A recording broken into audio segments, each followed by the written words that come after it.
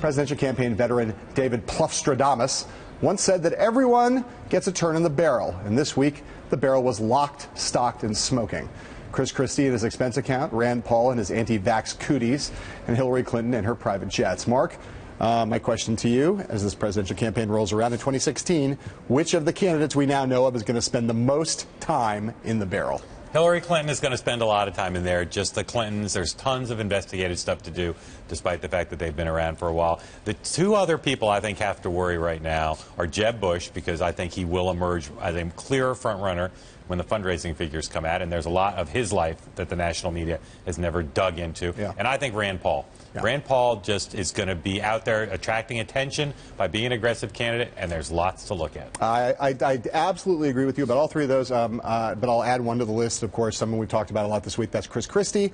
You know, if you go back and read the detailed account of the vice presidential vet in 2012 that was in your brilliant book, Double Down, there's a lot of stuff there, and people have only scratched the surface of that material, various things, controversies. I just think that the Oppo teams are out there mining that stuff right now, and the papers are waiting for it. He's a big target. People are going to love digging into that stuff. Two interesting things for me with all these candidates. One is, how many of the investigative pieces about them that put them in the barrel come from journalistic enterprise, and how much come from Oppo? Yeah. And in terms of the Republicans, how much comes from Clinton Oppo, because they want to take down a Republican candidate, and how much comes from other Republicans? And the second question, besides where it comes from, is how they react. The Clintons right now basically just sit back. Very rarely do their spokespeople even comment on the stories.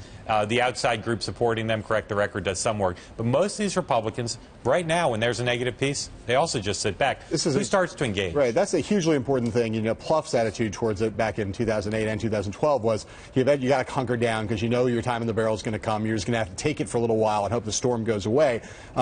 Guys like Chris Christie and Rand Paul both have the potential to inflame these situations worse because of the way they handle them.